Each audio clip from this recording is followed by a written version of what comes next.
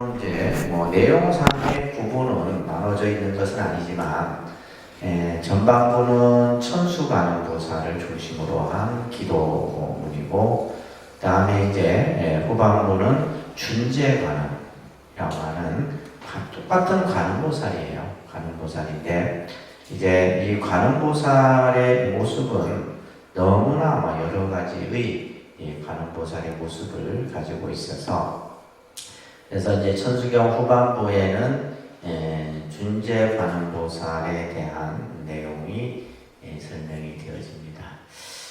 자, 여러분들 한번 교재를 보도록 하겠습니다. 제 7강이 되겠어요, 그죠? 7강.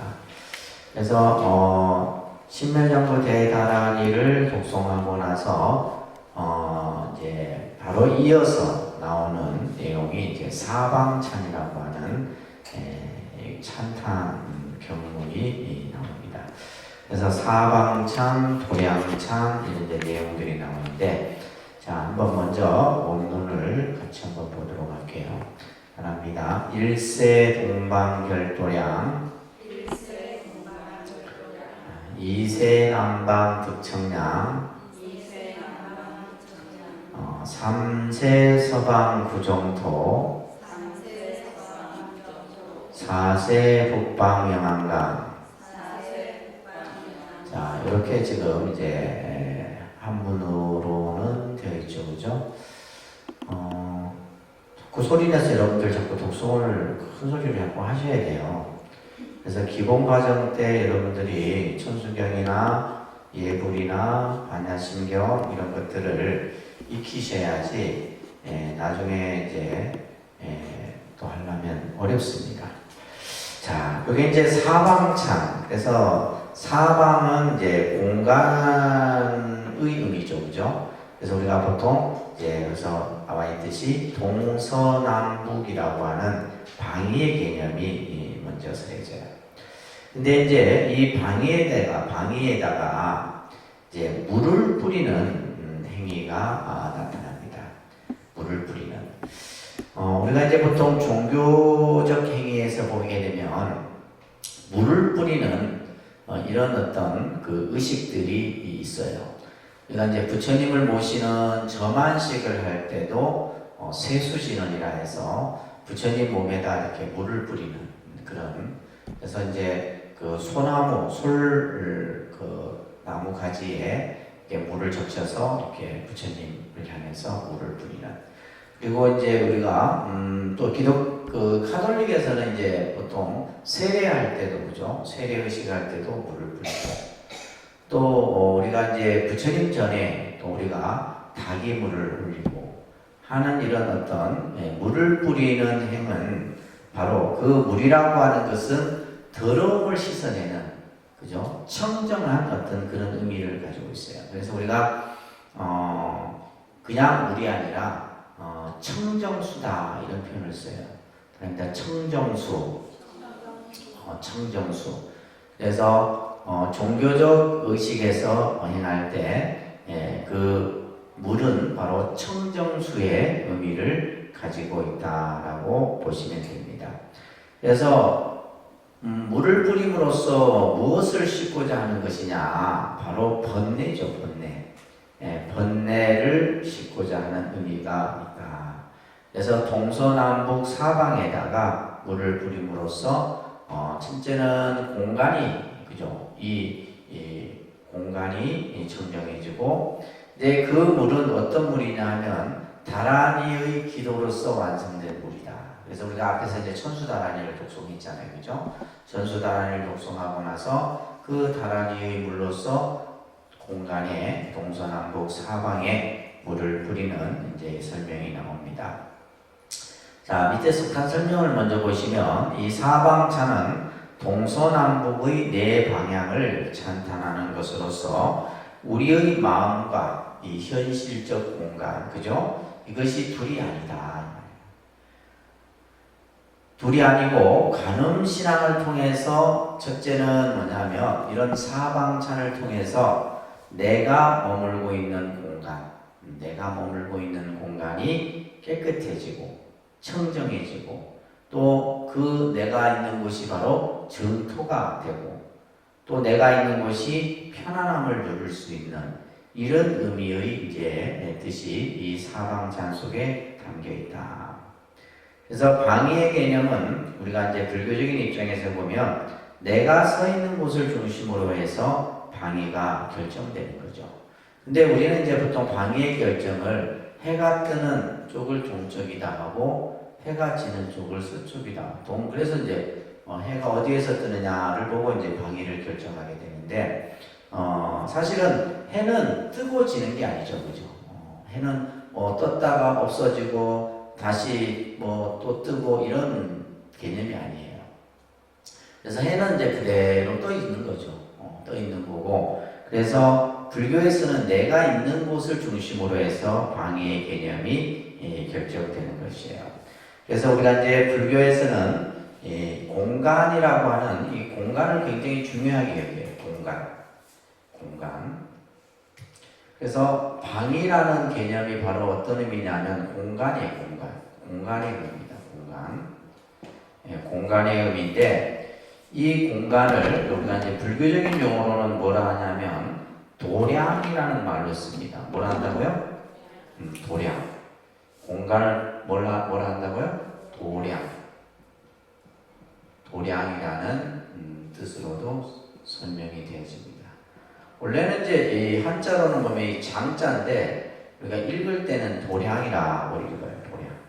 그래서 먼저 이제 이 사방, 동서남북 사방을 물을 뿌리면서 이제 청정해지기를 바라면서 그 다음에 이어서 이제 나오는 것이 이제 도량찬이 나오게 되죠, 그죠? 그래서 우리가 방위를 청정해야 하는 것은 내 마음을 청정해야 하는 것이다. 그래서 우리가 이제 도량이라는 개념은 부처님을 모시고 있는 공간 전체의 개념을 도량이라고 해요. 그래서 우리가 도량을 사실 잘 갖고야 됩니다. 우리가 이제 지금 이 공간, 이게 비어있는 공간, 우리가 보통 여러분들 생각할 때 주차장 이렇게 하는데 이 전체가 다 도량이에요, 도량.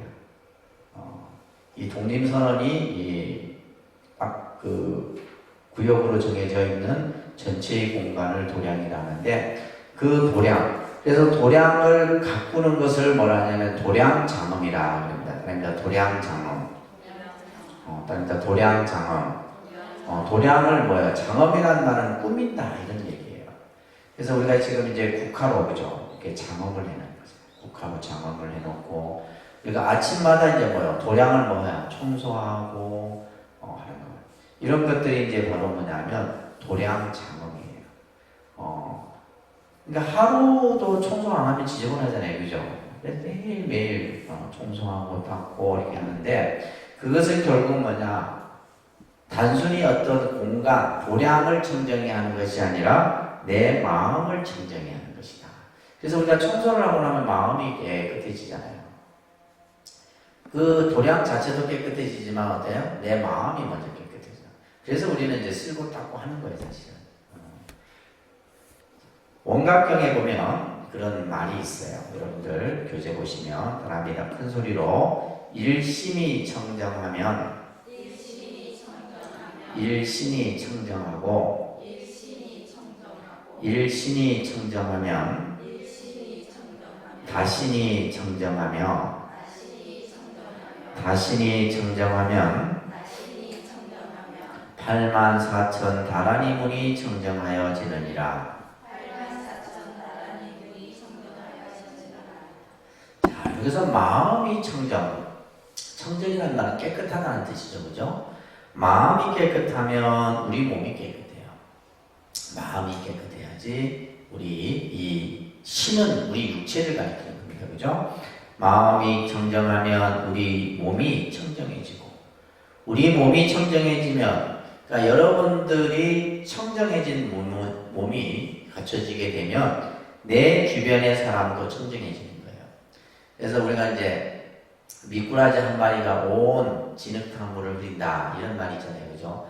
한 사람이 오염되면 그 오염된 그 한 사람으로 인해서 주변이 다 오염되고 있는 거예요. 그런데 한 사람이 청정하면 그 한 사람으로 인해서 주변의 모든 사람이 다 청정해지는 거예요.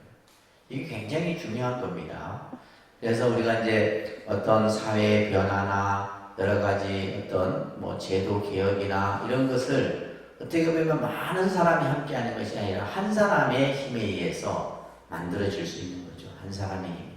예를 들면 국가 같은 경우는 뭐 지도자의 힘에 의해서 모든 것이 바뀌어질 수 있고, 또 우리가 이제 실제 우리가 절의 신앙생활을 하다 보면 한 사람이 여러 사람을 변화시켜요. 근데 한 사람이 또 잘못되면 뭐요? 여러 사람이 잘못되게 물든다 이 말이에요. 그런 경우들을 많이 보게 됩니다. 그래서 여러분들이 이제 절에 와서 기도하고 신앙생활을 하는 것은 뭐요?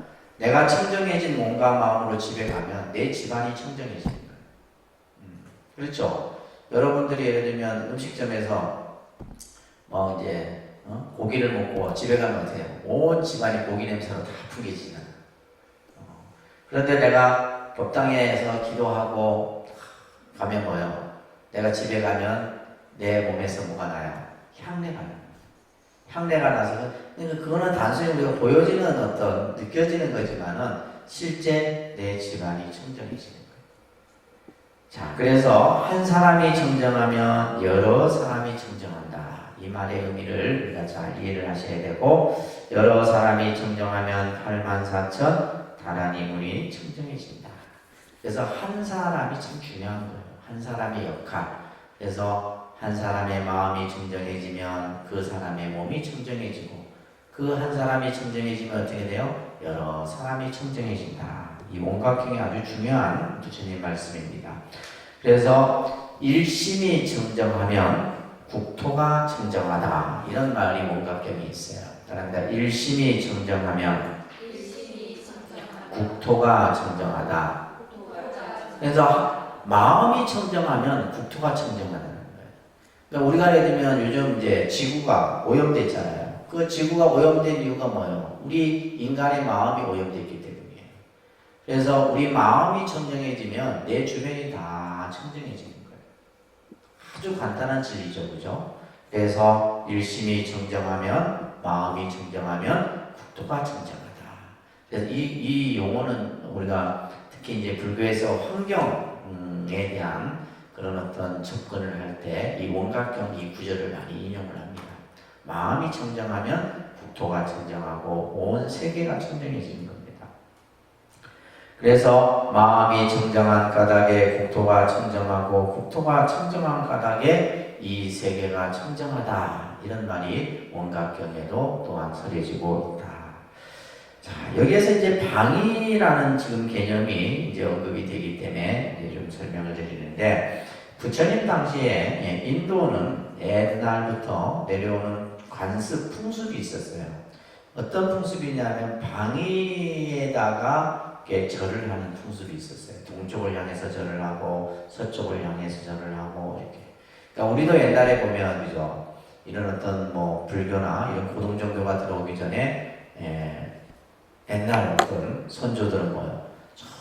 별을 보고, 그죠? 혹은 달을 보고, 그 다음에 하늘을 보고, 또 예를 들면 이제 해가 뜨는 동쪽을 바라보고 또 하기도 하고, 이제 이런 어떤 근데 그런 것들이 미신은 아닙니다. 미신은 아닌데, 그런 이제 그 방위에 대한 이런 어떤 예경의 이런 풍습들은 각 나라마다 있지 않았나 봐요.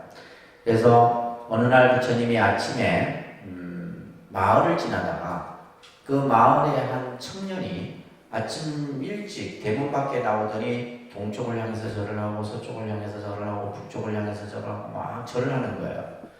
그래서 부처님이 이 청년에게 묻습니다.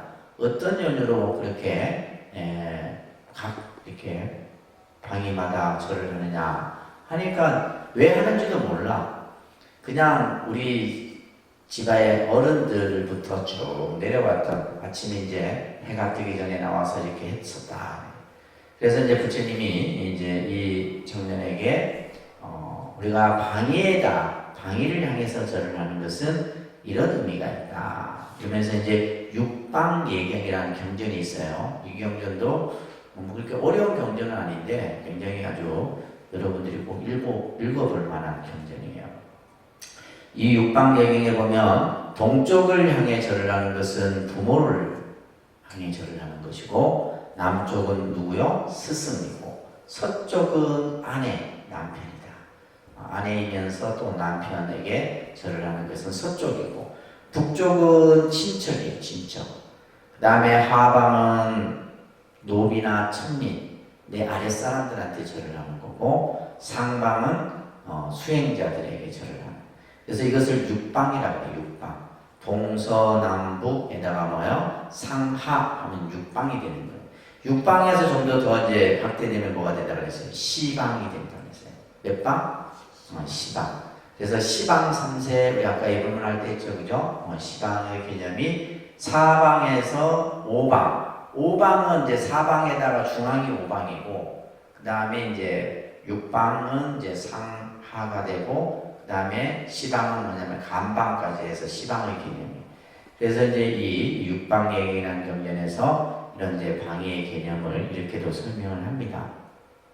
뿐만이 아니라 우리 불교에서는 각 방위마다, 각 그 공간마다 부처님이 다 머물고 계시다, 이렇게 이제 생각을 했어요. 그래서 우리가 사방열에, 오방열에, 육방열에 뭐 이런 식의 이제 각 방위마다 부처님이 다 계세요. 부처님이 다 계십니다. 여러분들 신행집 가져오셨어요? 신행집 항상 가지고 다니세요. 그래서 여기서는 지금 이제 사방열애가 동방의 아총열애, 남방의 오생열애, 서방의 무량수열애, 북방의 불공성치열애, 이런 이제 그 각 방위마다 부처님에 대한 얘기가 나오죠, 그죠? 여러분들 보시면 286쪽에 아미타격이라는 경에 보게 되면 여기에서는 육방열애 부처님들이 쭉 나와요. 그래서 286쪽에 보면 동방에 부처님들이 계시는데, 아촉불, 수미상불, 대수미불, 수미광불. 아셨죠? 그 다음에 밑에 보면 남방에도 또 부처님이 계시는데, 일월둔불, 명무. 불교는 진짜 부처님 많아요. 부처님이 천불, 만불, 이렇게 이제 표현해요. 만불 명호집도 있어요. 부처님의 명호가 만불이나 돼요. 이렇게 이제 각각의, 그 다음에 287쪽에 보면 서방에 또 부처님이 있는데, 무량수불, 무량상불, 무량당불, 대광불, 대명불, 이렇게. 이해되시죠? 그 다음에 288쪽에 보면 북방에도, 그러니까 이제 우리가 방위의 개념은 어디가 좋고 나쁘다는 개념은 불교에서는 없다, 이거예요. 무슨 말인지 이해되세요? 그러니까 우리가 보통 이제 저쪽 이제 중국이나 도교나 또 우리 어떤 그 내려오는 풍습에서 북쪽은 좀 이렇게 안 좋은 쪽으로 이렇게 생각을 하는데, 불교에서는 그런 개념이 없어요. 동쪽이든 서쪽이든 남쪽이든 북쪽이든 그 공간이 중요한 게 아니다, 이 말이에요. 뭐가 중요한 거예요? 그렇죠? 내 마음이 중요한 거지 공간하고는 아무 상관이 없어요.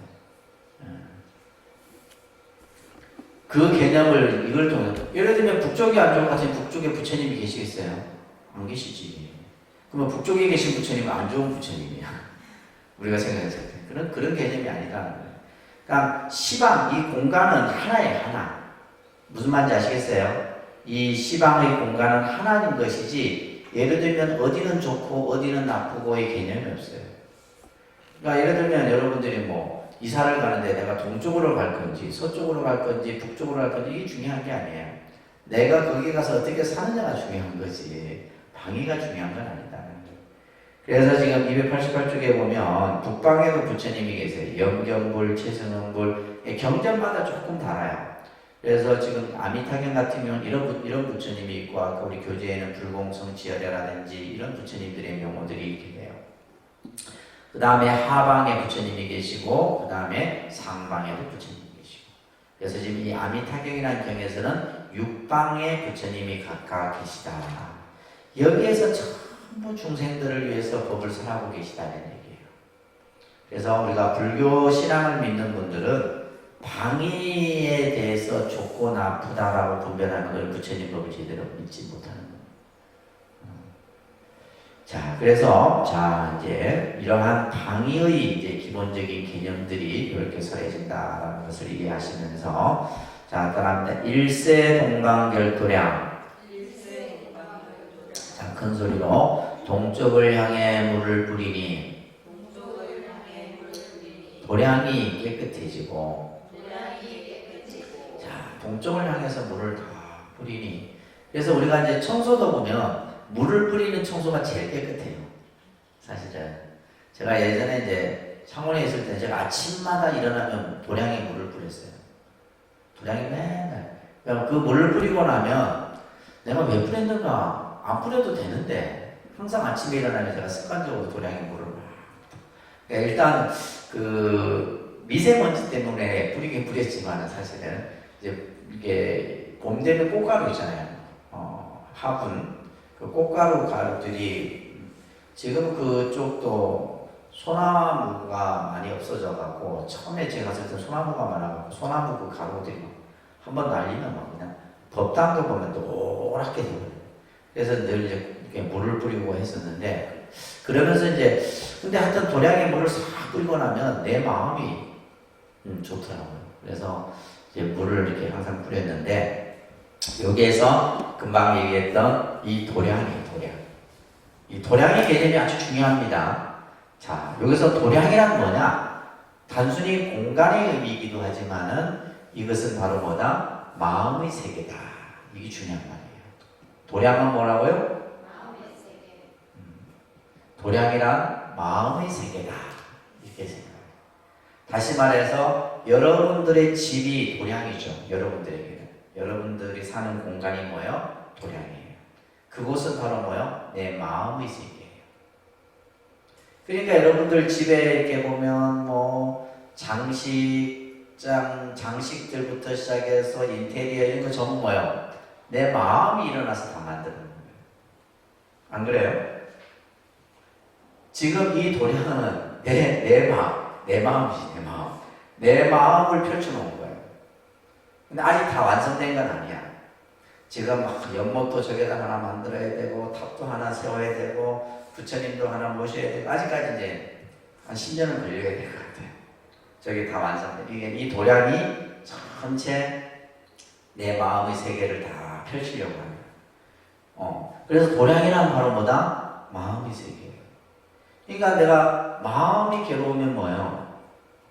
내가 사는 도량이 정이 떨어집니다.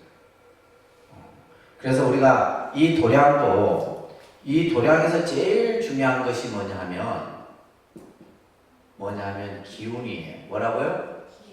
기운이에요. 도량의 기운은 누가 만들어요? 내가 만들어요. 그래서 이제 보면 그래서 도량을 잘 가꿔야 돼요. 이게 지금 이 공부에서 제일 중요한 핵심입니다. 도량을 가꾼다라고 하는 것은 내 마음을 가꾸는 거예요. 그래서 여러분들 집집마다 예를 들면 무슨 달마상 갖다 놨다고 해갖고 무슨 집에 기운이 있는 게 아니에요. 달마상하고 아무 상관이 없어. 근데 얼마만큼 내가 내 마음의 세계가 어떻게 펼쳐지냐에 따라서 다르다 이 말이에요. 예를 들면 우리가 사찰 같은 경우는 우리가 이제 늘 4시에 기도하잖아요. 새벽에도 기도하고. 저 기도를 안 하면 일주일만 기도 안 하죠. 도량의 기운이 달라져요. 도량의 기운이 달라져요. 그리고 만약에 한두 달을 안 하죠. 저는 폐허가 돼요. 이게 무서운 겁니다. 그래서 그것은 결국 뭐냐면 단순히 그냥 목탁치고 연구를 하는 게 아니에요. 저건 뭐냐면 마음을 많은 거예요. 가꾸는 거예요. 마음의 세계를 내가 기도 수행을 하면서. 그래서 우리가 이 도량이라고 하는 공간이 그만큼 중요한 거예요. 그래서 1차적으로는 뭐냐면 도량을 내가 마음으로 꾸미잖아요. 그 꾸미는 것은 끝나는 게 아니라 그것을 계속해서 뭐예요? 가꾸어 나가는 거예요. 가꾸어 나가는 거예요. 그래서 부처님 말씀에 보면 직심시 도량이다 라는 말이 있어요. 직심시 도량. 바로 직심이라고 하는 것은 뭐예요? 내 마음, 고든 마음이 바로 도량이다 라는 말이 있습니다. 그래서 이제 이 도량이라고 하는 개념을 중요하다. 그러니까 요즘 말로 하면 이 도량은 마음의 세계, 그러니까 불교적인 의미로는 마음의 세계지만은 우리가 이제 뭐 현대적으로 얘기하면 뭐예요? 환경이죠, 환경. 환경이라고 하는 것은 내 주변이다. 내가 살고 있는 주변. 전부 도량이에요. 그러니까 여러분들이 이제 집을 선택할 때 어떻게 해요? 제일 먼저, 그죠? 주변 환경을 먼저 보시잖아요. 뭐 좋은 학교가 있는지, 예를 들면 뭐 산이, 공원이 어떻는지, 다 필요한 거거든요. 뭐 주차장이 제대로 있는지. 무슨 말인지 아시겠죠? 그래서 도량이란 마음의 세계고 이것은 내가 사는 환경이다. 결국 뭐냐면 이것을 잘해야 된다는 거예요. 내 마음을 잘 가꾸는 것이 내 도량을 가꾸는 것이고 그것이 바로 내 집을 잘 이루는 거예요. 그래서 이제 우리가 뒤에 설명하겠지만은 통도사나 이런 큰 절에 보면 늘 아침마다 스님들이 3, 40명씩 나와갖고 늘 마당을 쓸어요. 마당에 빗자루질을 쫙 내놓는. 그리고 새벽에는 뭘 하냐? 도량석을 하고. 저희도 이제 나중에 이제 도량석 같은 걸 좀 해. 도량석을 하는 게 굉장히 중요하거든요. 그래서 만물이 다 고요했을 때 목탁으로서 만물을 깨우는 거예요. 깨워갖고 이제 깨우고 이 경전을 다 읽어주고 하면 도량이 전부 살아나는 거예요. 그래서 여러분들이 이제 집에서 천수경을 이렇게 독송하고 하는 것은 뭐냐? 도량을 청정하게 하는 가장 중요한 겁니다. 자, 그래서 우리가 물을 뿌린다. 일세는 물을 뿌리는 거예요. 물을 뿌린다라고 하는 것은 결국 뭐다? 번뇌를 씻어내는 거예요. 동쪽으로 물을 뿌려 도량의 모든 번뇌를 씻어낸다. 그래서 이 번뇌라고 하는 것은 결국 뭐냐 하면 부정적인 생각이에요. 예를 들면 이제 부정적인 생각, 또 내 삶에 있어서의 어두운 부분들, 이런 것들이 전부 번뇌죠, 그죠? 그래서 우리가 뭐 탐진치 삼독심을 번뇌라 얘기하지만은 그 탐진치 삼독이라고 하는 것이 내 마음을 어둡게 하고 힘들게 하는 요소들이다. 이런 것들을 바로 전부 씻어내버리는 거예요.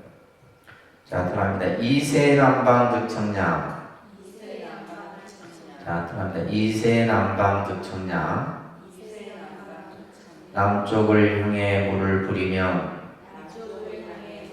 시원함을 얻고. 그래서 청량이라는 뜻은 시원하다. 그러니까 청량음료 이렇게 하잖아요, 그죠? 시원하다는 의미지만은 이것은 뭐냐? 내 마음 속에 모든 번뇌가 없어진, 그죠? 삶의 문제가 시원하게 풀어진 상태를 의미를 하는 거예요. 그래서 동쪽을 향해 물을 뿌려 마음의 번뇌를 씻으니, 그죠? 또한 남쪽을 향해 물을 뿌려 청량함을 얻고 내 마음속에 있는 모든 안 좋은 생각들, 삶의 부정적인 요소들이 전부 다 해결해요.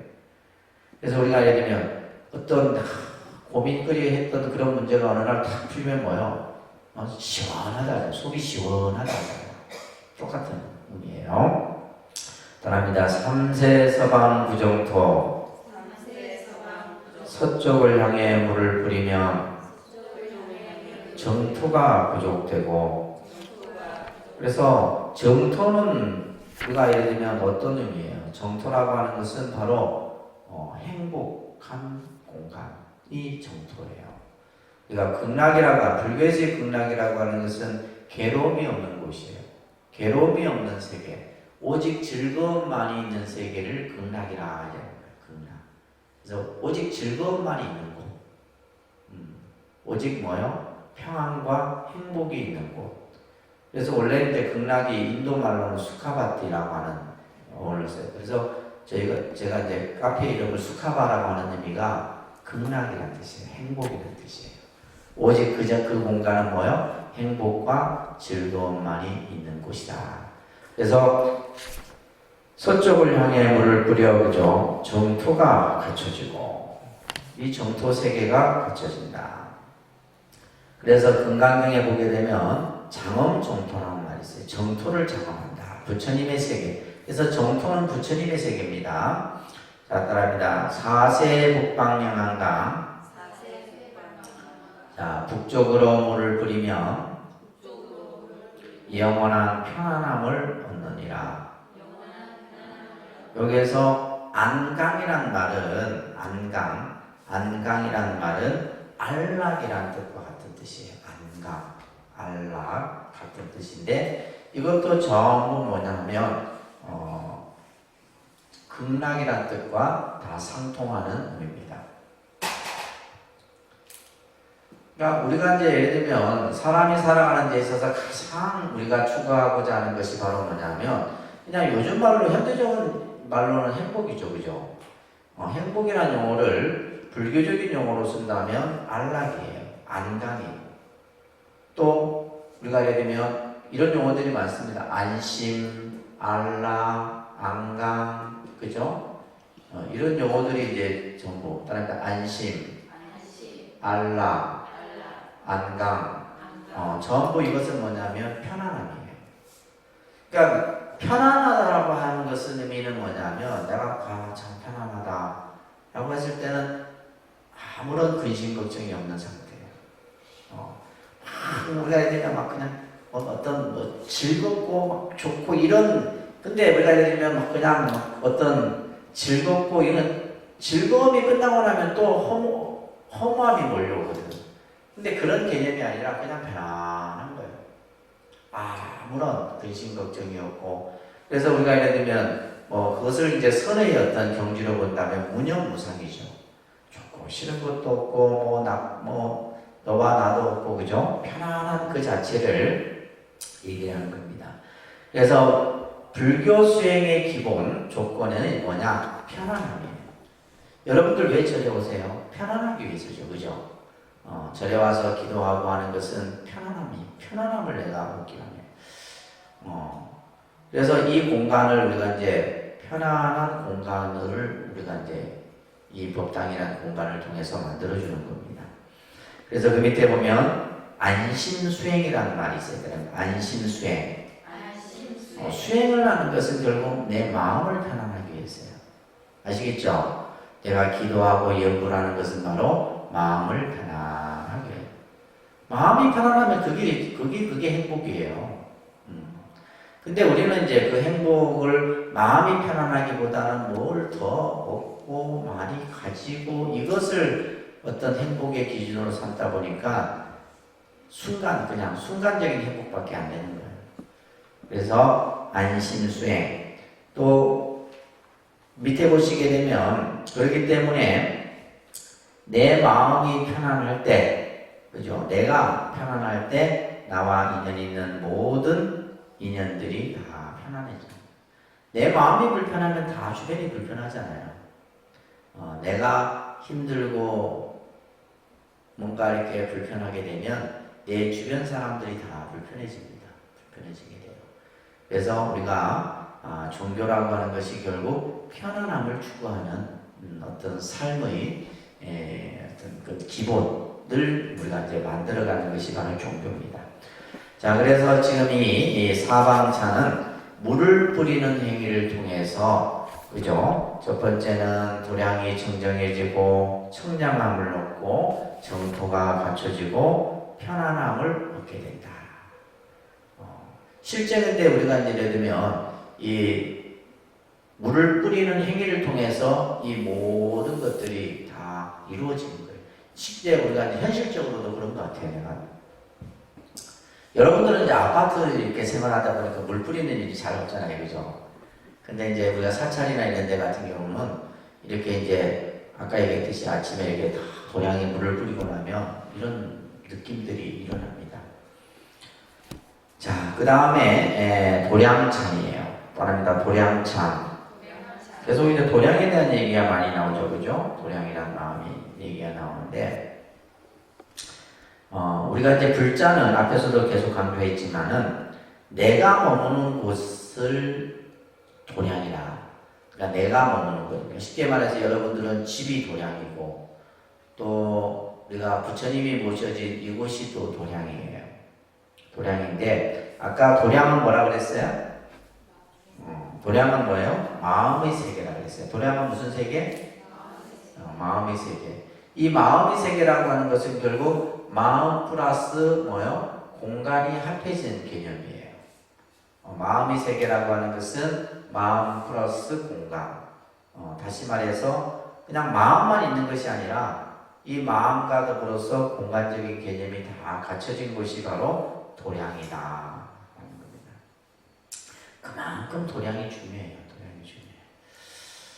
도량이 중요합니다. 자, 그래서 이제 이 도량찬이 천수경에서 지금 나오는데, 답니다. 도량청정유화에 삼보철용 광차지 아금지송묘지는 원사자비밀가오. 이 도량찬은 도량을 찬탄하는 그런 구절입니다. 그래서 도량이라고 하는 것은 공간적인 의미와 마음의 세계를 나타내는 것으로서 앞에서 얘기했듯이 마음이 바로 도량이다.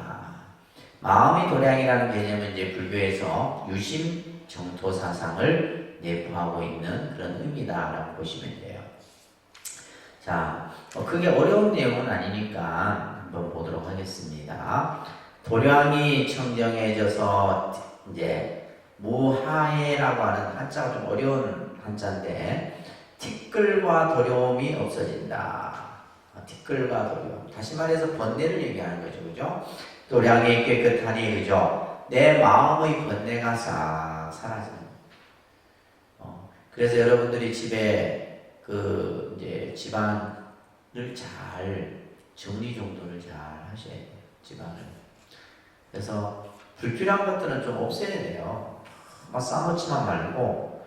그래서 일본 같은 경우는 몇 해 전부터 어떤 문화가 일어났냐면, 집안의 물건들을 좀 필요 없는 물건들을 싹 정리하고 나니까, 또 일본은 집이 작잖아요. 집이 작은 데다가 가전제품이나 불필요한 물건들을 쌓다 보면 이게 사람과 물건이 잘 구분이 안 돼요. 근데 이제 그 물건들을 좀 싹 정리하고 나더니 그 다음부터 뭐요? 집안의 가족들의 얼굴들이 보이기 시작하더라고요. 공간의 여유가 좀 필요한 거예요. 공간의 여유가. 그래서 도량을 항상 깨끗이 하셔야 됩니다. 그래서 첫째, 제일 깨끗이 해야 되는 곳이 어디예요? 제일 깨끗이 해야 돼요. 여러분들 같은 경우는 부엌이에요, 부엌. 사찰도 마찬가지예요. 사찰도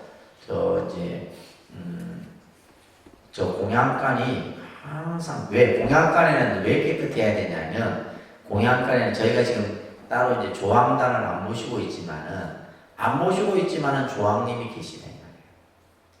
그래서 우리가 사찰에 가면, 공양간에 가면 이제 조항단이 따로 있어요. 조항신을 모셔놔요.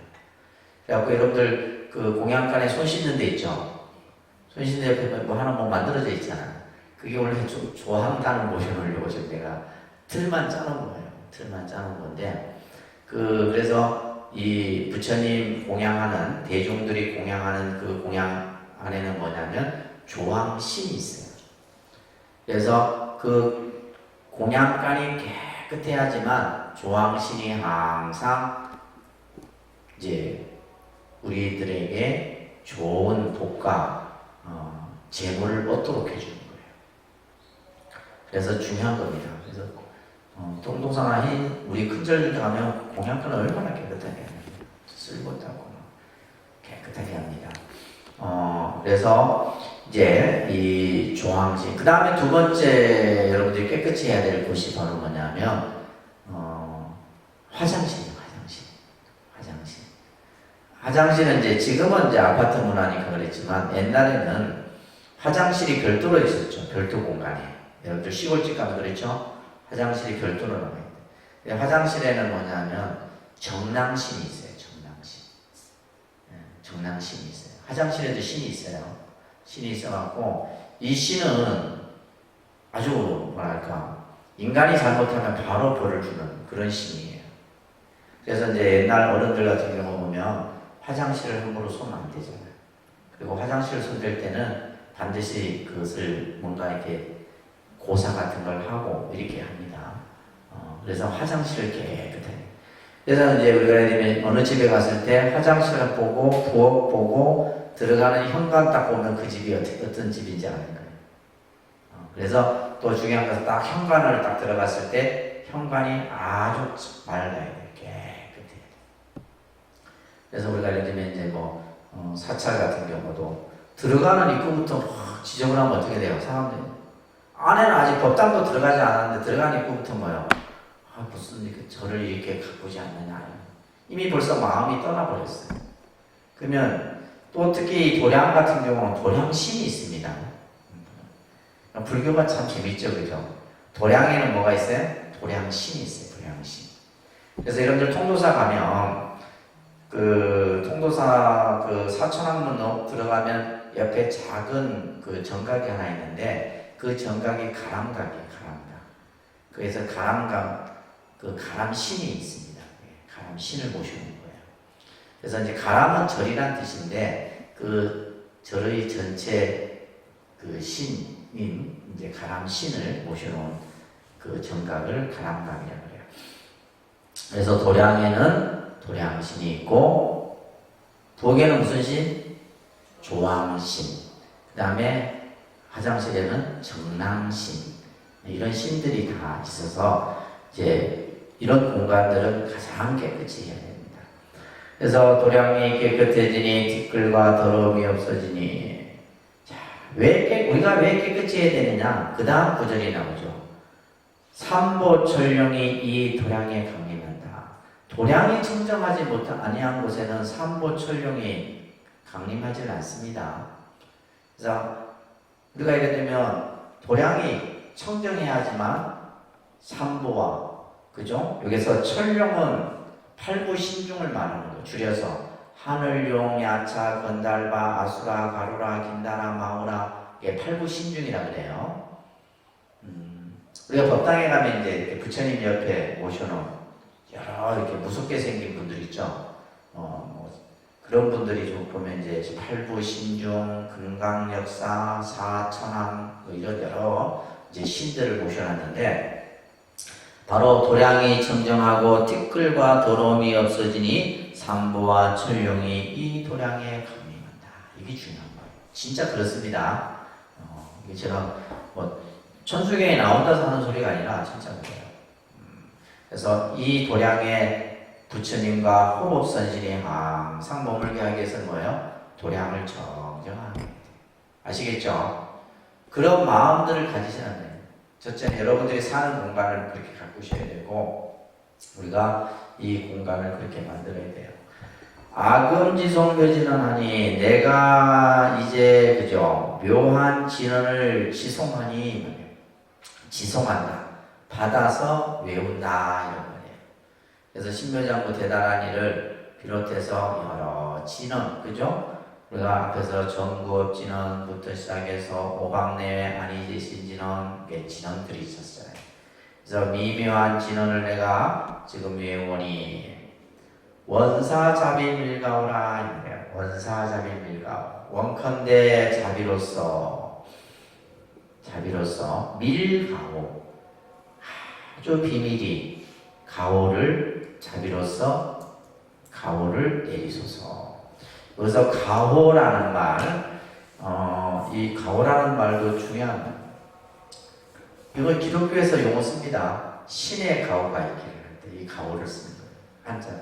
근데 사실은 우리가 그냥 용어를 쓰는데 그게 이제 여기서는 이제 가호, 밀가호, 밀이라고 하는 것은 좀 알지 못하게 내가 부처님의 가피를 입었어도 내가 입었는지 안 입었는지 모르는 것이 밀가호예요. 근데 여러분들은 그죠? 느껴야 되잖아요. 그죠? 느껴야 되고 내 손에 잡혀야 된다고 생각하는데 안 그래요. 그래서 우리가 이제 불교에서는 두 용어가 있어요. 그러니까 가피. 그죠? 불보살의 가피가 항상 함께한다. 그러니까 불보살이 뭐요? 불보살이 가지고 있는 그 무한한 힘이 항상 나에게 미치는 거예요. 그것을 이제 불교적인 용어로는 가피라는 말을 쓰고 지금 천수경에서는 가호라는 말을 쓰고 있어요. 그죠? 이 호자가 뭐냐면 보호한다 이런 뜻이에요. 가호. 그래서 이제 이거는 이제 우리가 보통 기독교에서 신의 가호가 있기를 할 때 이 용어를 쓰는 거예요. 아시겠죠? 그러니까 불보살의 가피 또 뭐 가호도 같이 쓰죠. 그래서 이게 이제 종교에 있어서 굉장히 중요한 부분이에요. 그래서 원컨대 자비로서 그죠? 너에게 은밀히 비밀스럽게 가호를 내리소서. 자, 이렇게 이제 지금 우리가 사방찬과 도량찬을 잠깐 살펴봤는데, 자, 신행집을 한번 보시면, 자, 79쪽에 한번 보세요. 자, 따라합니다. 동방에 물 뿌리니 도량이 맑고, 남방에 물 뿌리니 청량 거두며, 서방에 물 뿌리니 정토 이루고, 북방에 물 뿌리니 평안해지네. 온 도량이 청정하여 티끌 없으니, 삼보철용 이 도량에 강림하시네. 제가 이제 묘한지는 외우옵나니, 대자 대비 베푸시어 가호하소서. 이렇게 우리가 한번 읽어보면 참 뜻이 참 좋습니다. 그래서 우리가 종교에서 이렇게 물을 뿌리는 것이 청정한 의미와 또 그죠 모든 더러움을 씻어내는 그런 의미와 더불어서 도량이라고 하는 것은 다시 말해서 뭐다? 마음의 세계다. 이것만 꼭 기억하시면 돼요. 도량이라고 하는 것은 마음의 세계다.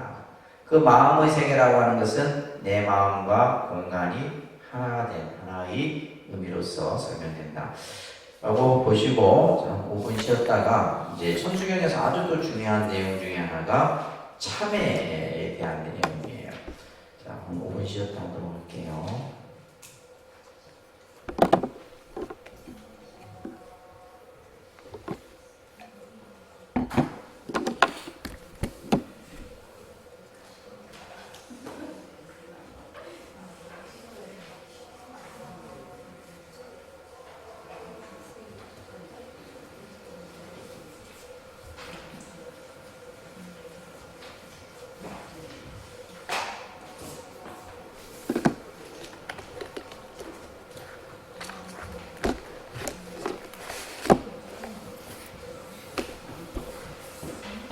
그거 가져왔어? 신청서?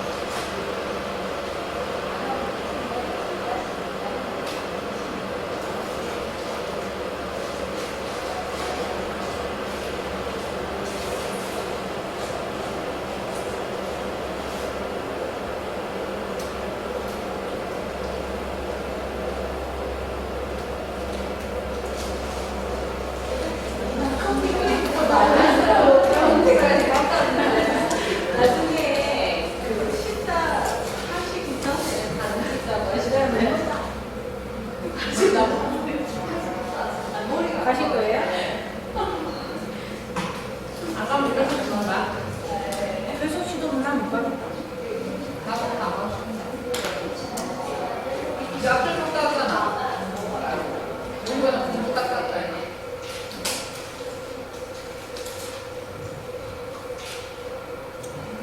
이거 못 가는 사람은 안 돼도 돼요? 예? 못 가는 사람은 안 돼도 돼요? 그런 거 같아요. 이렇게 안 가고 뭐 가고 싶지 않겠습니까? 나처럼 가는 거야. 꿈을 못 살래?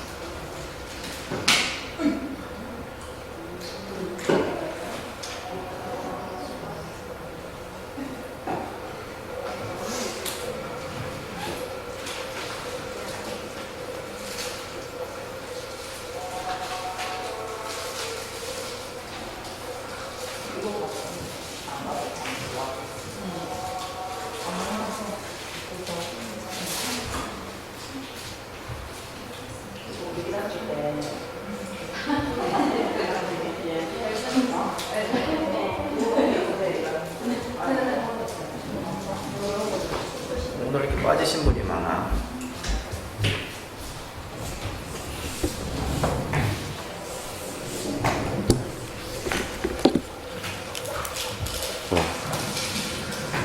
큰일 났네. 계속 이 녹음이 켜져 있었네. 여러분.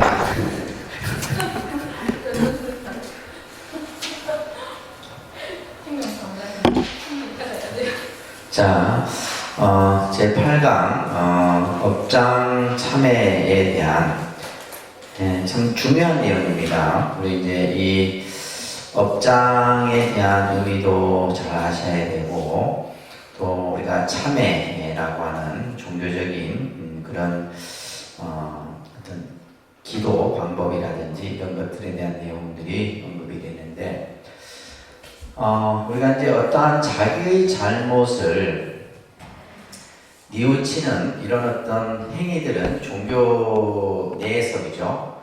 보편화되어 있습니다. 보통 이제 기독교에서 쓰여지는 용어가 이 회개라는 말이에요. 회개.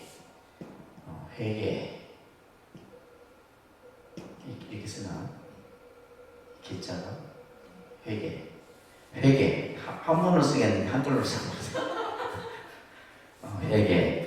그리고 불교에서는 이제 참회라는 한자를, 그죠? 용어예요. 이 참회라는 말이 한자로 쓰려면 좀, 뉘우칠 자에 대한 뉘우칠 회자, 참회라는 뜻이에요. 이제 이 의미가 다릅니다. 의미가 달라요. 이제 이 기독교에서의 회개의 의미는 두 가지가 이제 우리가 생각해 볼 수가 있는데, 지난 과거의 생각과 행동을 내가 생각했을 때 그것이 잘못됐다. 그래서 그것을 이제 잘못됐다라고 돌이켜서 생각하는 것, 그것은 이제 의미가 이제 회개의 의미 속에 담겨 있어요. 그러니까 자신의 행동이나 생각이 잘못됐구나라고 뉘우치는 것. 이건 이제 회개의 의미고, 이제 쉽게 얘기해서 이제 종교적으로는 이 회개는 어떤 의미가 있냐면 자백의 의미가 있어요. 이 의미가 이제 기독교에서 말하는 이제 회개의 개념이에요. 이것은 마치 자녀가 자신의 어떤 잘못된 행동을 아버지에게, 그죠? 내가 이러이러한 잘못을 했습니다. 용서해 주십시오. 이게 이제 회개의 개념이에요. 그러니까 결국은 뭐냐면 내가 한 잘못을 뭐요? 스스로 고해서. 그래서 이제 우리가 이제 그 기독교나 카톨릭에서 뭐가 있어요? 고해성사라는 게 고해성사. 내 잘못을 내가 잘못했습니다. 아버지 용서해 주십시오. 그러면 아버지가 그래 용서할게 하면 어떻게 돼요? 용서가 되는 거예요. 이게 기독교의 회개의 개념이에요.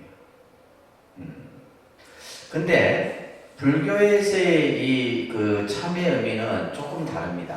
그러니까 예를 들면, 그러니까 이것은 아버지와 아들과의 그 관계 속에서, 그죠? 자식이 어떤 잘못을 했을 경우 아버지가 그 죄를 용서해 주는 거예요. 그러니까 이 개념이 이제 기독교에서 가지고 있는 개념입니다.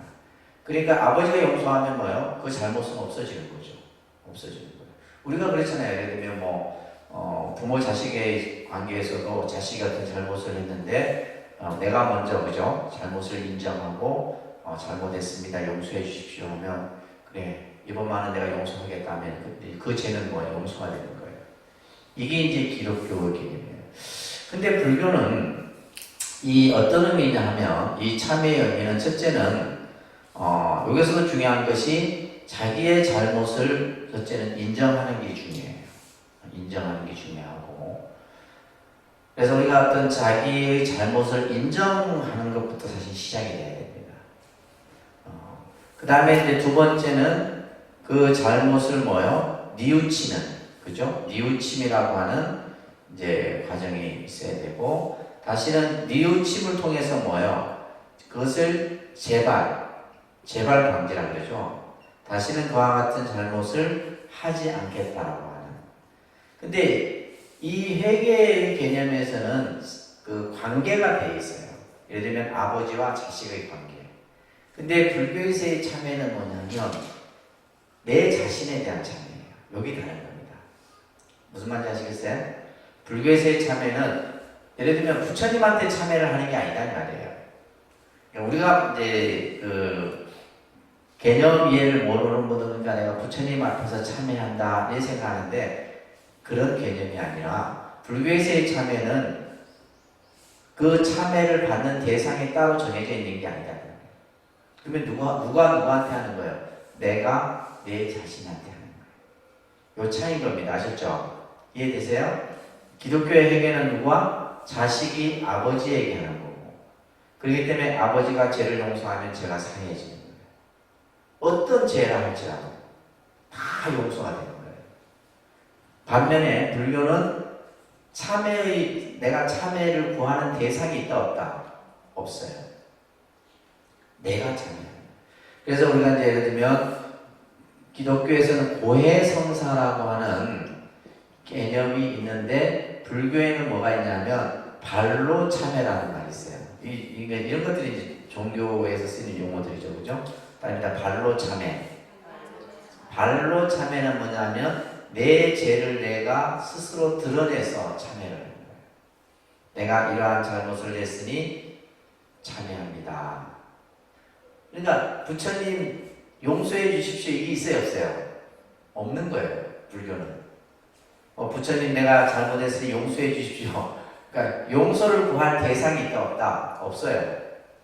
그러니까 내가 그냥 잘못했습니다. 다시는 그와 같은 잘못을 하지 않겠습니다. 내 스스로 내 자신한테 하는 거예요. 자, 여기서 중요한 개념이에요. 기독교에서의 회개의 의미는 아버지가 죄를 용서해 주기 때문에 그 죄는 뭐예요? 싹 없어져요. 그러면 불교에서는 그 죄의 그죠? 어떤 대가랄까? 이것이 남아있을까요? 예를 들면 참회를 한다고 해서 없어지는 건 아니에요. 내가 살인을 했어요. 살인을 했는데 내가 참회를 한다고 해서 살인죄가 없어질까요? 불교에서는 안 없어져요. 근데 그만큼의 뭐를 해요? 죄의 대가를 받아야 됩니다. 근데 그건 있죠.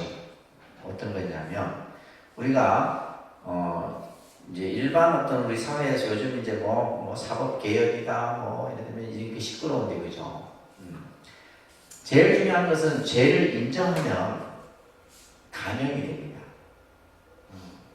첫째는 이제 인정하기 전에 먼저 자수를 해야 되겠죠. 자수가 필요하고 그 다음에 죄를 인정하고 두 번째는 뭐예요? 이게 뉘우침이 중요한 거예요. 저 사람이 자기 행동에 대해서 과연 정말 잘못했다고 뉘우치느냐 아니면 아니냐 이걸 이제 누가 판단하는 거예요? 판사가 판단하겠죠. 모든 이제 그런 어떤 죄의 낱낱을 검사가 전부 해갖고 이제 나중에 이제 재판에 올리게 되면 그걸 판결하는 것은 판사가 하는 거예요. 그래서 예를 들면 이 죄를 지은 사람이 정말 자기 죄에서 뉘우치고 뭔가 그 죄를 뉘우치기 위해서 그냥 그죠 열심히 또 뭔가 그 안에서 생활도 열심히 하고 그러면서 이제 주위에서도 이제 탄원서 같은 거 써요. 이 사람은 한순간의 실수로 잘못된 행위를 한 거지 본래 사람이 나쁜 것은 아니다. 그러면 판사가 그 탄원서를 가만. 그래서 예를 들면 만약에 뭐 한 10년을 때릴 걸 한 6년 정도로 감해주는 거예요. 불교의 참회는 이 개념입니다. 그러니까 우리가 이렇게 사회에서 말하는 형사소송 개념하고 비슷해요. 근데 예를 들면 논리적으로 봤을 때 우리가 이론적 상식으로 봤을 때 기독교에서의 회개 개념하고 불교에서의 참회 개념은 완전히 그 내용이 다르다 이 말이에요. 예를 들면 살인을 했는데 그래 하나님 아버지가 그래 죄 용서한다 해서 제가 용서되면 그게 되겠냐 안 돼. 이론적으로 봤을 때도 굉장히 이런 이제 기독교는 종교적인 측면이 굉장히 강한 거고 불교에서의 참회의 개념은 보편적인 개념 속에서 그래서 여러분들 아나운서들이 용어를 쓸 때 회개라는 말을 씁니다. 아나운서들이 뉴스 같은 거 보세요. 멘트 같은 거 볼 때 참회라는 용어를 쓰지 회개라는 말을 안 써요. 회개라는 말은 뭐냐면 신에게 잘못을 내가 구해서 그 신이 내 죄를 용서해 주는 거예요. 죄가 완전히 없어지는 개념이에요. 근데 참회의 개념은 뭐냐면 어떤 개념이에요? 잘못을 인정하고 뉘우치는 거예요. 이게 참회예요. 그 대신 뭐예요? 그죠? 죄의 대가는 받아야 안 받아요? 죄의 대가는 받아야 안 받아요? 내가 잘못을 했어도 잘못한 만큼의 대가는 받는데 그것이 뭐예요? 조금 줄어들어요. 이게 지옥 세계에도 적용이 됩니다. 우리가 예를 들면 여러분들이 저승에 가서 염라대왕을 만났을 때도 요 과정이 똑같아. 우리가 사는 지금 이 현실 세계의 재판 과정과 저 영구 세계의 재판 과정이 똑같아요. 하나도 틀리지 않아요. 그래서 이 불교에서의 참회는 그 참회를 구하는 대상이 없고 내가 내 자신에게 하는 참회고 내가 잘못을 했을 경우 그에 대한 잘못에 대한 각오는 뭐예요? 받는 거예요. 받지만은 내가 자기 참회함으로써 뭐예요? 좀 덜 받는 거죠. 감해지는 거지. 그렇지만은 그래서 부처님 같은 경우도 길을 지나다가 부처님도 모르게 뭐요? 벌레를 한 마리 밟아주고 있다는 거예요. 그 벌레를 밟아주는 걸 보고 엄청 안타까워하는 거죠. 그래갖고 부처님이 몸에 등창이 났다는 거예요. 몸에 등창이 난 가보가 벌레를 밟아주긴 가보로 등창이. 그 정도 그 가보가 그 죄에 대한 가보는 반드시 나오는 거예요. 그러니까 이런 개념을 가지고 봤을 때. 우리가 어떤 사회적 풍념에서 일반적인 얘기를 그래서 한 번은 이제 제가 전도하는 사람하고 전도하는 그때 젊었을 때였어요. 서울역에 들고 앉아 있는데 나를 전도하려고 왔더라고. 그래갖고 그 전도사한테 내가 한 1시간 얘기하고 돌려보냈어요. 네, 그 중에서 제일 이제 되는 게 항상 요 부분 회개와 참회의 개념에 대해서는 어떻게 생각하느냐. 그러면 예를 들면 모든 죄를 신이 다 용서해 준다면 어떤 사람이 뭐 예를 들면 어떠한 아주 극악한 죄를 짓고도 신이 용서해 주는 그것이 사회적 풍년이 맞느냐? 그건 자기도 생각해도 안 맞다는 거예요. 그러니까 이제 이 불교의 참회의 개념이 좀 더 보편적이고 합리적인 개념이죠. 그런 걸 먼저 여러분들이 이해를 하시면서 자 불교에서의 참회는 불교 신앙의 전부입니다. 우리가 이제 왜 이 참회 개념이 중요하냐면 우리 중생의 입장에서는 늘 뭐해요? 중생은 불교에서는 업보 중생이라는 말을 씁니다. 무슨 중생이요?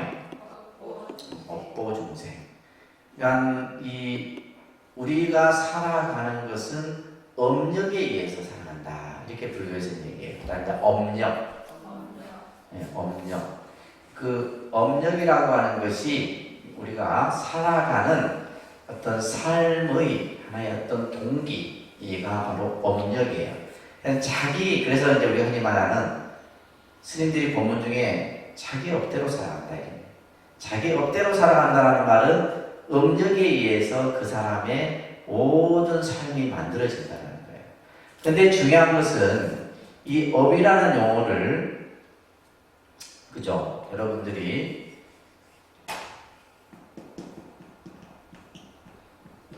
이거는 그냥 행위라는 뜻이에요. 무슨 뜻이요? 우리 배웠잖아. 정부업진학 공부할 때. 업은 바로 뭐다? 행위. 그래서 다시 말해서 업력이라는 말을 썼을 때는 뭐냐면 내 행위에 대한 그 행위에 있어서 뭐가 가해지는 거예요. 이 힘은 에너지입니다. 에너지. 그러니까 내 어떤 행위에 의한 어떤 그 에너지가 만들어지는 거예요. 그래서 어떠한 업을 짓느냐에 따라서 우리의 삶이 결정되어지고 살아가는 방향이 다 달라지는 거예요. 그래서 이 업의 결과로 나타난 그 과보를 뭐란다? 업보라고 하는 거예요. 업보. 그러니까 이 업이라는 용어 하나를 가지고 어마어마하게 막 교리적으로 설명을 하는 겁니다. 그래서 우리 중생은 이 업력으로 자신이 지은 그 업보의 결과로 살아가기 때문에 우리가 이 신앙의 이 관점에서 있어서 이 참회라는 개념이 굉장히 중요한데, 부처님 당시 때에는 이러한 참회 의식이 있었어요. 이것을 포살이라고도 하고 자자라고 합니다. 그럽니다. 포살, 자자. 그래서 포살은 매월 보름마다 수행자들이 다 모여서 자기의 행위에 대해서 참회를 합니다. 지금도 이 포살은 하고 있어요. 포살의식은 모든 스님들은 다 이 포살의식을 참여해야 돼요. 저도 한 달에 한 번 결제 기간 중에, 그러니까 1년에 딱 2번 참석해요. 이제 주지들은 2번 참석하는데, 그게 이제 포살에 참여를 해야 돼요. 그래서 자기가 한 행위에 대한 잘못을 부처님, 그러니까 내 스스로 그 잘못을 전부 참회하는 겁니다. 그 다음에 자자라는 의식은 뭐냐면 스스로의 잘못을 대중들에게 구하는 거예요. 내가 언제 어느 때 어떤 이런 잘못을 했습니다 라고 대중에게 구해서, 그러면 대중이 예를 들면 참회를 했으니까 용서해주기 이게 아니에요. 반드시 뭐가 따르냐? 참회라는 이제 그 과정에 따라야 돼요. 그래서 우리가 예를 들면 절을 한다든지, 예를 들면 청소를 시킨다든지, 이런 어떤 그에 대한 이제 그 과보가 따르게 되어 있습니다. 우리가 보통 이제 기도하면, 여러분들이 이제 기도를 하는 목적 중에 하나가 업장소멸이다, 이런 말을 우리가 흔히 많이 해요. 그죠? 스님들이. 그래서 업장소멸 기도라고 하는 것이 따로 있는 것은 아니에요. 기도 자체가 업장소멸이에요. 우리가 기도를 하는 행위 자체가 바로 뭐다? 업장소멸이다. 기도를 하는 행위 자체가 업장소멸이다. 자, 지금 보세요. 업을, 이 하나의 용어를 가지고 업력, 그 다음에 그 업의 결과로 나타나는 것이 업보, 그죠? 그 다음에 지금 또 업장이라는 말을 우리가 쓰고 있는데, 이 장자는 막을 장자예요. 내 어떠한 행위가 뭔가 내 뜻대로 되지 않는 상태를 우리가 보통 업장이라고 해요. 내가 뭘 해야 되는데, 내가 뭔가를 어떠한 방향으로 해야 되는데 그것을 하는 데 있어서 걸림돌이 되는 거, 이것을 업장이라고 해요. 업장. 그래서 우리가 예를 들면 이제 우리가 앞에서도 공부했듯이 이 업은 선업과 악업으로 이제 크게 나눈다고 했어요. 그죠? 중간에 무기업이라는 업이 있는데, 문제는 선업은 문제가 안 되죠. 왜냐하면 좋은 행위를 했기 때문에 그 결과 또한 좋다 이 말이에요. 문제는 나쁜 악업을 지었을 때가 문제인 거죠. 결국 우리가 죄라고 하는 것은 허물입니다. 죄라는 뜻이 뭐라고요? 허물이 허물. 예를 들면 우리가 어떤 죄를 지었다라고 했을 때 그 사람에게 뭐가 생긴 거예요? 허물이 생긴 거예요. 그래서 이 좋은 것은 문제가 안 되는데 결국 뭐냐면 이 나쁜 행위를 했을 경우에 그 나타나는 결과가 여러 가지로 고통을 만들어낸다는 거예요. 그래서 불교에서의 업보 사상은 결국 바로 그 내가 한 행위에 의해서 어떠한 장애가 생기는 것을 어떻게 하면 없애느냐, 여기에 이제 포커스가 맞춰져 있는데, 그래서 우리가 기도 수행에 있어서 가장 중요한 개념이 바로 업장소멸이에요. 좀 전에 이제 참과 해의 뜻을 말씀드렸는데, 자, 그러니까 참의 뜻은 내가 지금까지 지어온 잘못을 뉘우친다는 의미이다. 이것은 뭐냐면 잘못을 뉘우친다는 것은 잘못을 인정하는 거예요. 그래서 참이라는 뜻은 내 잘못을 인정한다. 잘못했습니다. 그렇죠? 우리가 예를 들면 어떤 잘못을 했을 때 잘못했습니다 라고 하면 그냥 그죠? 빨리 용서가 되죠. 근데 예를 들면 우리가 변명을 한다거나 핑계를 댄다면 이게 이제 일이 더 커지는 거죠. 무슨 말인지 아시겠죠? 그냥 잘못했을 경우 잘못했습니다. 제가 잘못했습니다. 하면 되는데 뭐죠? 나는 안 하고 싶었는데 뭐 이러면서 그죠? 변명을 한다거나 남에게 막 이렇게 돌린다거나 이랬을 경우에는 더 문제가 커지는 거예요. 그래서 참의 뜻은 뭐냐? 잘못을 인정하는 거. 다음 회는 다시는 내가 저지른 잘못을 되풀이하지 않겠다는 다짐이다. 그래서 회의 의미는 뭐냐면 다시는 그와 같은 똑같은 행위를 하지 않겠다. 그래서 이제 쉽게 말하면 재발 방지죠, 그죠? 다시는 그와 같은. 그죠? 한 번 잘못을 하면 됐지. 우리는 보면 이게 이제 그 업이라는 이 까르마가 계속해서 습관성을 가지게 돼요. 그래서 한 번 어릴 때 도둑질한 경험이 있으면 그죠? 계속해서 그 도둑질의 그 업습이 계속 있다 이 말이에요. 이게 무서운 거거든요. 그래서 이제 이러한 참과 해의 뜻을 여러분들이 잘 이해를 하시면서 참회의 방법에는 그다음에 이참, 사참. 불교에서는 참회를 하는데 두 가지 방법이 있어요. 이참과 사참의 방법이 있다. 이참은 뭐냐면 내 스스로 내가 그냥 잘못을 참회하는 거죠. 내가 스스로 잘못했구나. 그래 다시는 이와 같은 일을 하지 않아야지. 그래서 쉽게 말해서 네가 네 죄를 스스로 깨닫도록 하는 거예요. 이건 이참이에요. 이게 가장 좋은 방법이죠, 그죠? 뭐 때문에 네가 이런 잘못을 했는지. 그래서 여러분들이 자녀들에게 이참의 방법을 가르치면 가장 좋아요. 근데 이제 이참이 안 될 때는 뭐가 해야 되냐면 사참이 해야 되는 거예요. 사참은 뭐냐면 몸으로 하는 거예요. 그러니까 손 들고서 아니면 일주일간 화장실 청소. 저희 스님들 같은 경우는 잘못하면 무조건 3,000배 있어요. 3,000배.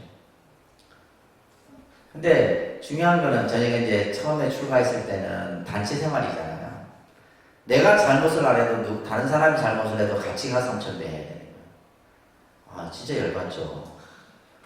우리가 근데 나중에는 이제 그게 이제 왜 단체로, 우리가 군대 같은 경우도 그죠? 단체로 계약을 주고 단체로 벌을 쓰게 하잖아요. 요즘 같으면 난리 나죠. 근데 이제 한 번 제가 통도사 했을 때도 다른 이제 스님들끼리 이렇게 싸웠는데, 다른 종류들 싸움 잘합니다. 싸움들 잘합니다. 사실 싸웠는데 그 같이 있는 전체가 다 가서 3,000배를 하는 거예요. 그래서 나중에는 화해도 하고 서로 이렇게 도반해가 더 돈독해지고 이렇게 했었는데, 이제 사참이 그런 경우예요. 그래서 보통 우리가 이제 절에서 사참하는 것이 이제 주로 하는 것이 절이죠. 절을 통해서 참회를 하는 거예요. 자, 먼저 우리가 이러한 참회에 대한 개념을 이해하기 위해서는 앞에 말씀드린 것처럼 업의 개념을 여러분들이 정확하게 이해를 하셔야 됩니다. 그래서 업은 행위의 뜻으로서 말합니다. 신체적 행위, 언어적 행위, 의지적 행위, 그죠? 몸으로, 입으로, 생각으로 이것을 전부 이제 업이다라고 얘기를 하는 거예요. 그래서 우리들이 일상적인 생활 속에서 영위하는 것, 이건 전부 업이에요. 여러분들이 일상생활 속에서 하는 것들 전부 업이다. 그러니까 업이라는 용어 자체가 나쁜 개념이 아닙니다. 까르마라고 하는 행위예요. 그래서 예를 들면 생각하고 말하고 몸으로 움직이고 하는 거 전부 다거든요. 우리가 일상생활 자체가 다 전부 업의 그런 모습이죠. 그죠? 그래서 이러한 행위들이 쌓이는 것을 결국 이제 업의 가보가 장애가 된다라고 해서 뭐라 그런다? 업장이라 합니다. 업장. 아까 얘기했듯이 좋은 것은 그죠? 결과가 좋기 때문에 문제가 안 된다는 거예요. 그래서 나쁜 행위가 그것이 쌓이고 쌓이면 뭐가 되는 거예요?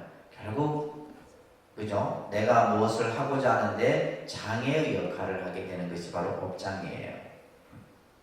그래서 밑에 보시면 업의 개념을 선업과 악업, 부기업 우리가 앞에서 이제 얘기를 했습니다. 그죠? 자, 또한 이 업이 드러날 때를 우리는 표업이라 하고 감추어져 있는 상태를 모표업이라고 해요. 그래서 우리가 행위가 드러나서 표출되는 경우가 있고 안에 내재되어 있는 그런 경우들도 있어요. 우리가 예를 들면 이제 몸으로 하는 거나 입으로 하는 것은 드러나 있잖아요. 자, 근데 우리가 예를 들면 내가 생각으로만 하고 있어요. 생각으로만 하고 있어도 그것은 뭐예요? 업의 과정이 되는 거죠. 드러나 있지 않지만은 내가 기분이 나빠. 기분이 나쁜 것을 저 사람한테 상대에게 뭐 저주를 한다거나 그죠?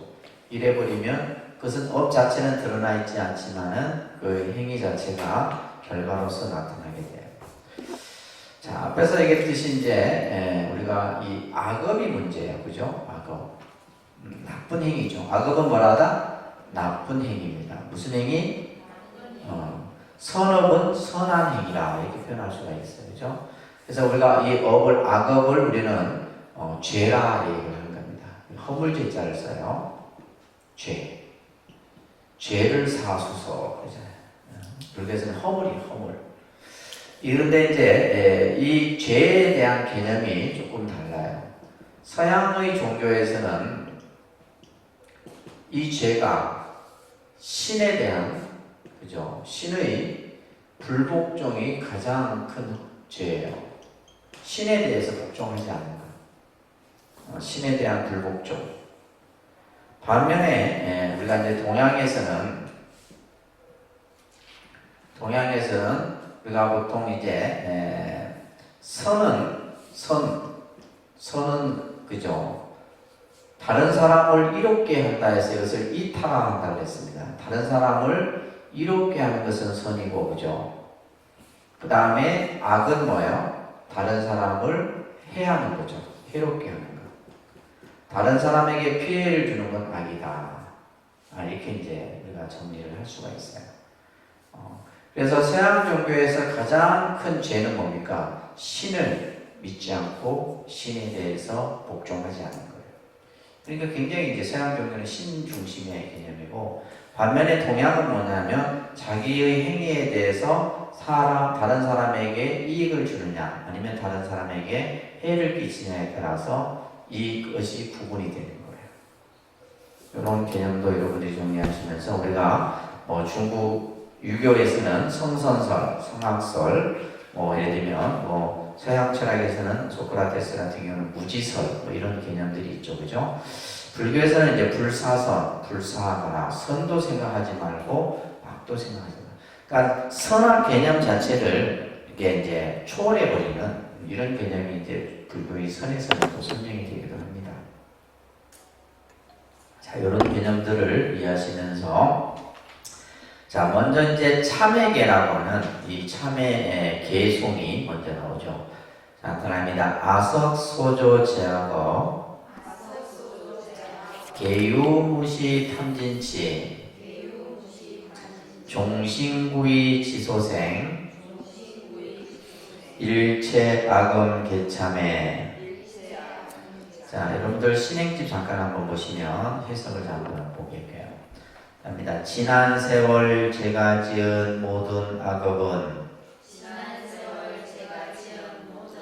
옛적부터 탐진치로 말미암아서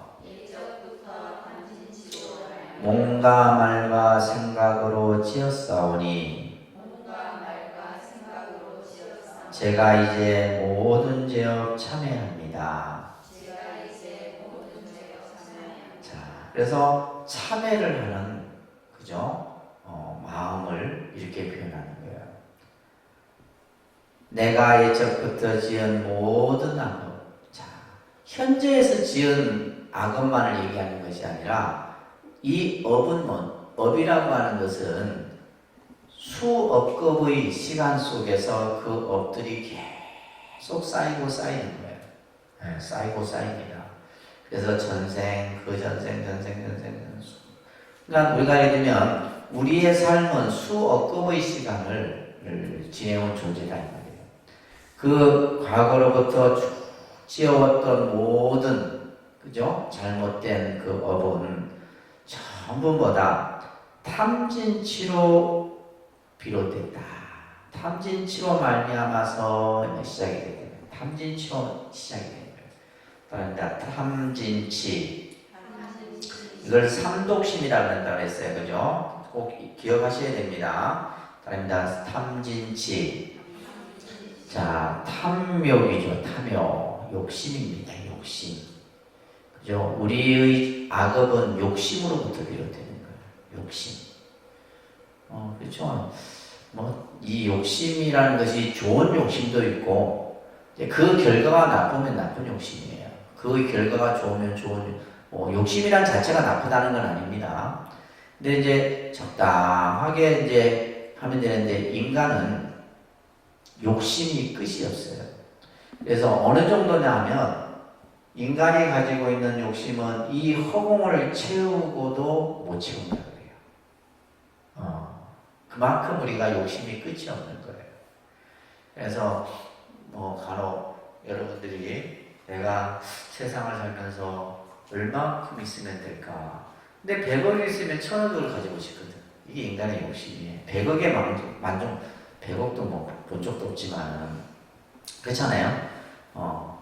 100억이 있으면 1000억을 갖고 싶어하는 게 인간의 마음이에요. 이게 욕심이에요. 근데 이 욕심도 보면 많죠. 명예욕, 권력, 그죠? 그 다음에 이성에 대한 욕심 많습니다. 이 욕심이 결국 뭐예요? 악을 만드는 원인이다. 그 다음에 두 번째가 진심이에요. 진심, 탐욕, 그 다음에 진심, 썩내는 마음이에요. 그죠? 그죠? 모든 우리가 요즘 현대인들이 전부 이렇게 화를 잘 내는데, 화를 내므로 인해서 전부 그 죄가 생기잖아요. 참으면 되는데 참지를 못하는 거예요. 그래서 이 부처님 말씀이 하나도 틀림이 없어요. 그래서 우리 마음 속에 있는 이 탐진치로 말미암아서 탐진치로 인해서 말이에요. 세 번째는 뭐다? 어리석음이에요. 그래서 따라합니다. 불교의 수행은 탐진치를 소멸하는 길이다. 그러니까 예를 들면 불교라는 종교가 지금 무엇을 얘기하냐면 우리 마음 속에 있는 이 세 가지 마음을 없애는 거예요. 이 세 가지 마음을 없애지 않으면 우리는 계속 뭘 해요? 고통에서 벗어날 수가 없는 거예요. 여러분들이 고통에서 벗어나기 위해서 절에 오셨잖아요. 그죠? 고통에서 벗어나려고 절에 왔는데 절에 와서 보면 더 그냥 탐욕, 진심, 어리석음 이것이 이제 더 많이 만들어지는 거예요. 세 번째, 이 어리석음이 아주 중요한 겁니다. 어리석음. 근데 결국 욕심도 어리석음에서 비롯되는 거고 화도 어리석기 때문에 화를 내는 거예요. 지혜로운 사람은 화를 안 냅니다. 그죠? 그래서 이 우리가 어리석다, 지혜롭다라는 것이 그냥 일반적으로 그냥 하지만은 참 이거 큰 거예요, 우리가. 그래서 이 탐진치로 말미암아서 오랜 시간부터 우리 마음속에 있는 이 탐진치로 말미암아서 종신구의 지소생이다. 몸과 말과 입으로 그죠? 신구의 말합니다. 신구의 이것을 삼업이라 배웠어요. 그죠? 지금 한 10번 들었나? 그래도 아직까지 머릿속에 안 들어가요. 한 100번은 들어야지 들어온지 몰라나. 따라합니다. 신구의.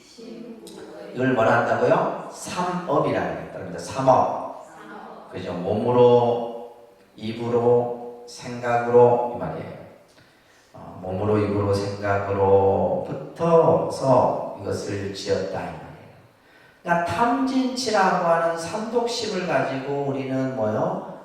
몸으로도 업을 짓고 입으로도 업을 짓고 생각으로도 업을 지었다 이 말이에요. 언제부터? 과거 수 없는 시간으로부터 이 말이에요. 뿐만이 아니라 현재에서도 그죠. 우리가 현재의 삶에서도 얼마나 많은 또 업을 지었어. 그것을 일체하건계 참에다. 제가 이제 뭐예요? 모든 죄업을 다 참회합니다. 이 참회예요. 그래서 내가 지은 모든 과거로부터 지은 모든 그 잘못을 참회합니다. 누구에게? 내 자신에게, 나에게. 그래서 불교의 참회는 내가 내 자신에게 하는 거예요. 그렇기 때문에 뭐예요? 그죠?